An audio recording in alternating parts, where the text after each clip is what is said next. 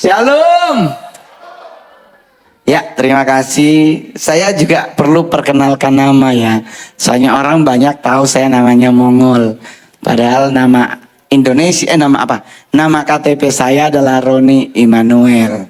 Jadi kalau orang suka nanya, Mongol nama asli lu Mongol Stress. Nah, itu nama artisnya. Kenapa saya menggunakan nama Mongol Stress? Karena dari kecil, dari SMP, saya udah dipanggil Mongol. Karena film The Kandar Heroes yang ada Bibi Lung, Andi Lau, yang terus ada kan Raja Mongol. Jadi beliau mirip banget dengan saya. Jadi saya di Manado udah dipanggil nama Mongol. Cuman masuk TV 2011 ada tambahan stres. Karena saya setiap kali perform apapun selalu kacamatanya tidak pernah dipakai di mata. Saya selalu taruhnya di kepala karena yang minus otaknya gitu. Jadi itu asal muasal namanya Mongol Stress. Saya adalah stand up komedian paling berani nomor 2 di dunia. Karena saya sudah pernah stand up di 2 presiden Indonesia. Di masa akhir Pak SBY dan di zaman Pak Jokowi. Di Pak Jokowi saya sudah berapa kali stand up. Termasuk yang kemarin viral di acara PSI. Nah, saya mau ngasih tahu buat jemaat yang hadir di acara PSI itu, saya tidak disuruh stand up sebenarnya. Saya tugasnya adalah opening speech. Jadi saya yang akan membuka acara tersebut. Jadi saya dikasih kertas yang perlu dihafal tentang salam 6 agama. Jadi saya disuruh hafalin tuh Assalamualaikum warahmatullahi wabarakatuh. Shalom, salam damai sejahtera, Om Swastiastu, Namo Buddhaya, salam kebajikan, rahayu, rahayu, rahayu. Jadi saya tuh ngafalin itu. Selamat datang kepada Bapak Presiden Republik Indonesia bersama rombongan. Jadi ngafalinnya itu. Jadi hari itu ada Natal Kodam Jaya, saya masih dikasih tahu tetap opening speech. Jam 4 kita harus di lokasi acara. Jam 5 closing tempatnya akan ditutup, udah disemprot buat kesehatan, terus kursinya Pak Presiden udah mau ditaruh kainnya. Tahu-tahu dari Istana Negara sama Sekretariat Negara datang, Pak Mongol mohon maaf ya, opening speech-nya ditiadakan. Mongol langsung seneng, bebas tugas, bebas gugup gitu, tapi abang nanti tetap stand up. Mongol langsung stand up, wah harus ada honor. Mongol langsung bilang harus ada honor. Jadi gini bang, jadi abang nanti stand up di saat bapak udah mau pulang. Jadi di saat selesai bapak pidato, ketum giring dengan Badai Krispati nyanyi lagu Laskar Pelangi, bapak pulang. Jadi pas bapak udah pulang baru bang Mongol stand up. Jadi stand up murni di depan kader partai. Oh oke, lebih ringan gitu. Karena otomatis etika dan lainnya nggak akan terlalu ngaruh. Tahu-tahu setelah foto bersama dengan Pak Presiden di depan semua, pas bapak melangkah 2 langkah bapak ngomong, saya menonton Mongol. Anda kan seneng kan? Saya yang pingin mati Pak. Karena nggak ada persiapan Pak. Nggak segampang itu ke stand up depan presiden, ada etika moral dan hukum yang menyertai. Bukan iman etika moral, tapi ini hukum sayang. Salah ngomong 8 tahun di dalam. Oh Tuhan Yesus, itulah Anda nggak lihat saya nervous salah sebut tahun. Tahun ini adalah 2024 padahal masih 2023. Karena nervous. Tapi semua berjalan lancar. Selesai orang nanya, honornya berapa Ngol kalau stand up depan presiden? Katanya sih ada 100 juta. Tapi sampai saya hari ini di gereja nggak ada yang masuk. Jangankan 100, 10.000 pun nggak masuk di rekening Mongol. Tapi orang tanya, kenapa kamu Mongol nggak protes? Ini adalah karya saya yang akan diingat oleh keluarga saya. Dan akan diingat oleh seluruh orang Indonesia. Itu anak haram yang gak dianggap bisa membuat presiden tertawa. Satu Sanger itu sampai komen di Facebook, memang paling jago ketua Mongol. Diakui sayang gitu. Jadi kita berkarya, perlihatkan apa yang Tuhan buat dalam hidup saya. Saya gak pernah berencana Pak jadi artis. Saya stand up komedian angkatan pertama Metro TV. Pertama kali Metro TV punya acara stand up namanya Stand Up Show. Saya adalah bagian dari 6 orang pertama ini. Saya nggak pernah ada cita-cita ngelawak, Pak. Apanya yang mau ngelawak? Orang dianggap gagal. Tapi pas di telepon Metro TV, Pak, nanti budget kita 4,5 juta ya, Pak. Gue 4,5 juta. Gaji Mongol sebulan itu, Pak. Lah ini 10 menit 4,5 hantem aja. Gitu. Nah sekarang budget luar kota 70 juta stand up. Ambil, Pak. Khotbah setengah jam berapa persen? Jadi nggak usah ribet. Karena bukan saya tuh serba salah. Saya main film 41 layar lebar, 7 jadi cowok. 7, Pak, saya jadi cowok. 34-nya jadi bencong, Pak. Dan itu saat jadi bencong itu banyak pendeta yang marahin Mongol. Pak, Mongol kan hamba Tuhan. Kenapa Pak Mongol harus jadi bencong? Saya langsung bilang balikin perpuluhannya. Ini kan saya nggak mau jadi bencong, Pak. Tapi ada 150 juta jadi Sailor Moon. Ambil. Orang cuma pakai rok doang, perkara rok mah gampang. Yang penting tuh transfer somaso dulu gitu. Jadi kalau orang nanya tuh kenapa Pak Mongol? Ya duitnya. Saya nggak pernah ribet dalam hal apa. Termasuk apa? Penelusuran alam gaib kan. Ada yang suka nonton kan. Ih Pak Mongol anak Tuhan kok ikut penelusuran begitu, Pak. Duitnya. Itu cash, Pak. Sebelum kita berangkat udah ditelepon. Ngol masuk ya honor. Hah? Gas. Gas, yang penting gue gak kesurupan aja gitu aja. Ada yang kesurupan gue lari. Jadi orang, terus kenapa ngol? Duit, Pak. Hepeng mengatur nagaraun kata orang Batak ya. Jadi buat saya dengan muka kondisi seperti ini, mukanya kurang ganteng, tapi punya penghasilan sebulan 400 juta, everything good. Ya, saya pengen operasi muka, gampang, Pak. 2 kali manggung ke operasi muka. Permasalahannya Tuhan taunya saya begini. Operasi muka ke Korea, Lee Min Ho 2, cek. Ditabrak bajai, cek, meninggal. Kan pasti mau, Tuhan kok saya mati, bukan janjimu aku umur panjang. Tuhan deh, lu ngol. Ya ampun gua lupa, orang bukannya lu pesek. Nah, nikmati aja, karena pesek ini adalah orang-orang yang berumur panjang. Jadi Anda yang pesek nggak usah dirombak hidungmu. Ada teman Mongol, Pak Yandri suntik. 3 bulan doang mancung. Masuk 4 bulan melar. Yang tadinya ngupil pakai kelingking sekarang 3 jari masuk loh, Pak. Disyukuri aja. Jadi saya nggak pernah merubah. Dokter Tompi itu dokter bedah plastik. Dokter bedah. Bisa lah hidung dibedah sedikit, ambil tulang telinga, ditarik mancung. Bisa, tapi udah gak jadi Mongol stres. Pasti kacamatanya udah di sini. Kenapa ditaruh di sini? Karena suka melorot. Karena nggak ada dratnya, gitu orang udah bilang. Ya, nggak ganteng, santai aja sayang.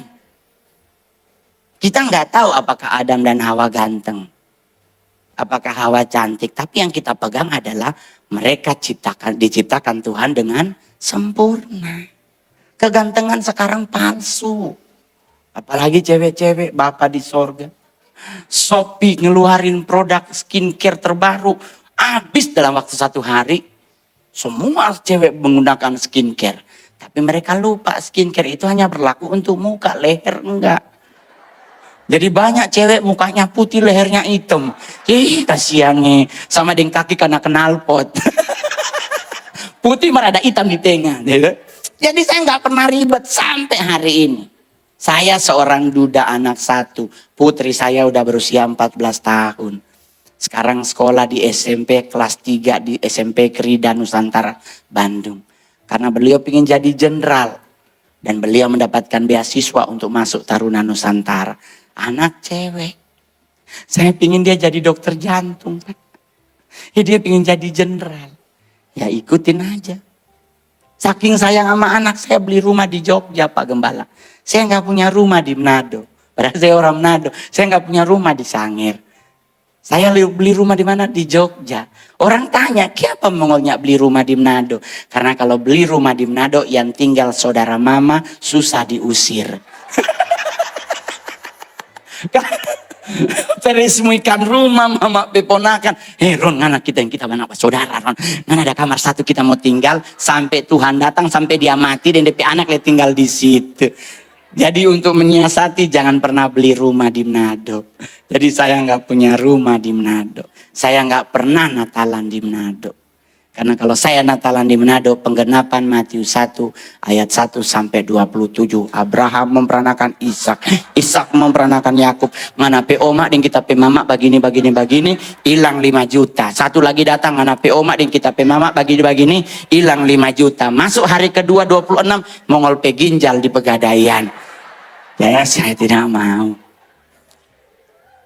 Jadi saya buat Tuhan sampai hari ini bertahan. Saya percaya itu karena Tuhan baik buat saya. Teman-teman, dunia artis itu banyak godaannya, banyak jebakan Batman-nya, narkoba, seks bebas. Saya di atas mimbar ini saya mengharamkan seks sudah 8 tahun. Saya tidak mau tidur dengan siapapun yang bukan istriku. Gampang-gampang Pak. Jujur aja, kami artis panggung. Ada banyak orang yang nawarin upeti di tengah jalan. Saya masih ingat banget salah satu yang paling fenomenal di Batam. Acara provider HP. Saya dibayar 125 juta karena stand up setengah jam. Saya kasih sama IO-nya 15 juta. Mereka tahu Mongol ngasih duit ke IO 15 juta. Ada cowok-cowok datang di hotel. Bang, yang di lobi pakai baju biru ada jus alvokat. Itu buat abangnya untuk mijit. Terus, hah? Maksudnya cewek buat apa? Mijit. Tahu-tahu, bang, ayo bang, udah mau stand up. Saya selesai stand up, saya samperin ceweknya, dek pulang aja. Loh bang, saya udah dibayar sama si abang itu. Nggak usah, pulang aja. Tapi bang, duitnya udah. Orangnya lihat, kok disuruh pulang. Dia datang, Bang Mongol, kok ceweknya dikasih pulang? Nggak usah, nggak apa-apa. Oh abang nggak suka cowok, cowok juga ada loh bang. Darah Yesus, bayangkan Bapak Ibu. Cewek kita suruh pulang dinawarin cowok. Orang kan nanya, kenapa Bang Mongol berani nolak? Karena mohon maaf, satu saya takut dosa. Kedua saya akan ribet karena mama pasti telepon 10:30 malam video call. Mongol pe mami setiap ting. Tadi malam aja Pak, nyampe hotel kita lagi sementara makan pisang goreng, apa sih Bang? Pisang goreng bonyok. Yang kita dari Halo Surabaya, di telepon di mana-mana di kamar. Deng sapa sendiri. Coba mami mau lihat di tempat tidur.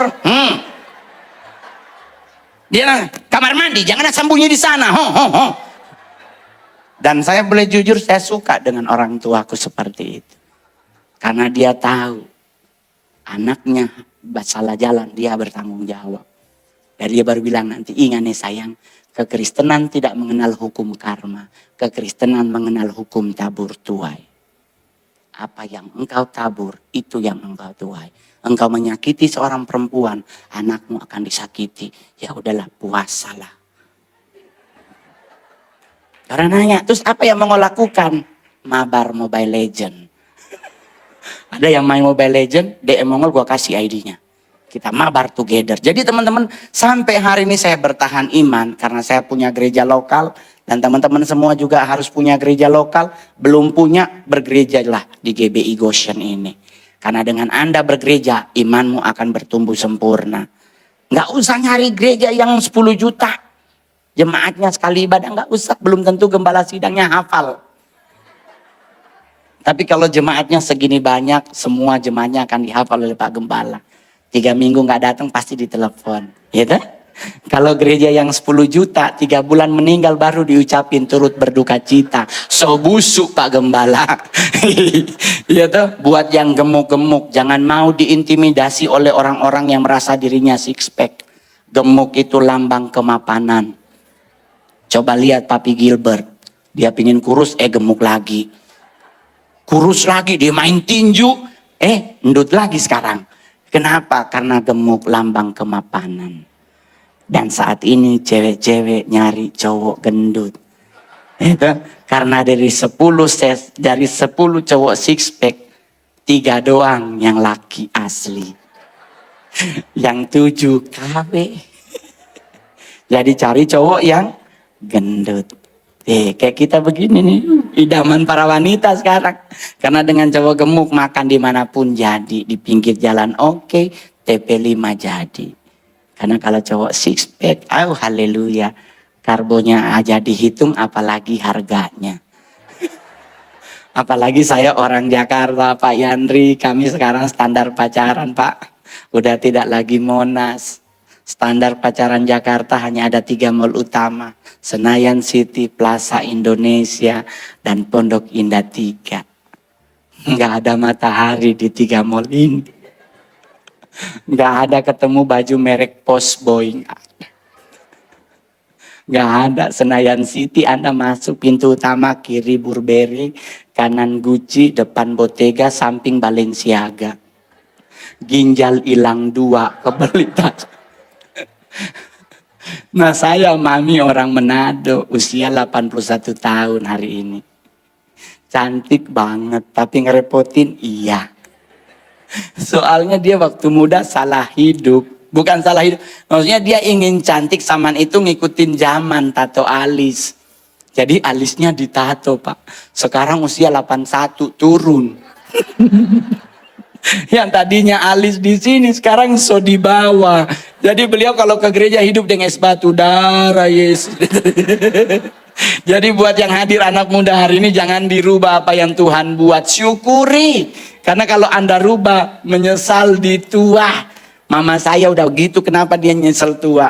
Pensil alis sekarang makin minimalis, otomatis nggak sesuai dengan alisnya yang turun. Jadi dia suka bilang, Ron cari akam pensil alis yang besar. Mongol bilang, sonya ada Mi. Kalau ingin tetap yang besar ada spidol snowman. Spidol snowman DP di dalam saya keluar jadi satu itu. Oh berdosa, tapi itulah hidup Mongol. Jadi sampai hari ini saya menikmati hidup dengan indah. Nggak pernah ribet, nggak pernah mumet. Saya tetap percaya Tuhan akan menyertai hidup Mongol selama Mongol melekat sama Tuhan. Jadi orang mau bilang apa tentang Mongol? Mongol itu kumpul kebo. Kumpul kebo. Kalau dia berak situ bobo gitu. Lebih baik nggak usah. Saya menikmati hidup dengan indah. Saya masih akan ada show, bahkan November saya ke Israel bawa orang. Ada tim pingin Mongol ke Israel bareng-bareng. Jadi saya baru tahun ini ke Israel. Udah dapat izin dari mami. Karena sebelumnya mami saya nggak menyetujui saya ke Israel. Karena dia bilang mau ke Israel mau baku dapat yang sapa. Ya benar juga ya. Saya orang Sangir, harusnya pulang Sangir bukan di Israel. Di Israel Tuhan Yesus sonya ndak ada, Bunda Maria sonya ndak ada, Simon Petrus somati, Sakeus somati, Sebedeus somati, Imam Kayafas somati, Herodes, Pontius Pilatus, semua ada orang somati, orang kasana mau baku dapetin sapa. Ya, so, kalau mau pingin baku dapetin Tuhan, mami bilang anak mati, akan duduk di sebelah kanan Allah Bapa. Ya, so. Dan itu yang Mongol stand up di depan Pak Presiden. Mulai hari ini semua jemaat GBI Goshen dilarang menggunakan turut berduka cita, semoga almarhumah diterima di sisinya. Udah nggak boleh lagi. Karena kalimat ini digunakan dari abad ketiga sebelum Masehi. Berarti so banyak sekali orang di sisinya. Tuh, nanti semua siapa ini? Mana Tuhan? So di sisinya. Jadi kalau boleh besok jemaat gereja GBI Goshen dimulai dari Pak Gembala, kalau ada jemaat yang meninggal kalimatnya rubah jadi semoga almarhum atau almarhumah diterima di depannya. Jadi biar dia bikin baris baru gitu. Karena lebih enak di depannya. Jadi kalau pengen lihat kan tinggal nengok. Ini kalau di sisinya aja baku-baku tuduh Pak Pariaji berarti masih kena di sisinya. Berarti di mana Bapak? Berdosanya kata itu lah namanya stand up. Jadi buat teman-teman nanti ada Pak Yandri yang khotbah, saya akan menjadi salah satu penggemar Anda Pak. Karena saya suka mendengar khotbah yang membangun iman saya. Sebagai seorang pria yang dewasa dalam rohani, saya baru mengerti tentang hakikat rumah tempat makan. Saya di Sangir dulu sama. Kita nggak boleh ngambil nasi sebelum semua duduk di meja makan yang sama. Terus kalau orang ambil ikan lele dulu yang satu belum, oh masuk. Jadi ambil padahal tadi niat kita yang paling besar. Terus belum lagi kita harus doa makan. Dari situ saya belajar bahwa doa makan yang benar adalah buka tutup.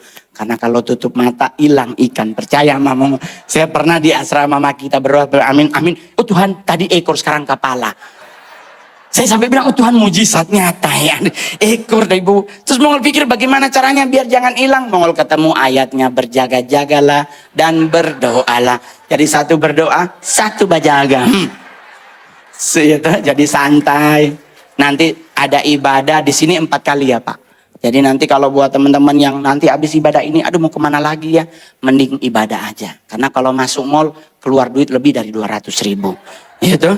Jadi buat teman-teman semuanya tetap semangat, tetap jangan lepas dari Kristus. Karena kalau kita lepas, kita tidak bisa dijamin hidup kita indah. Tapi kalau kita tetap bersama-sama dengan Kristus, hidup kita akan selalu disertainya. Terima kasih, Tuhan Yesus memberkati.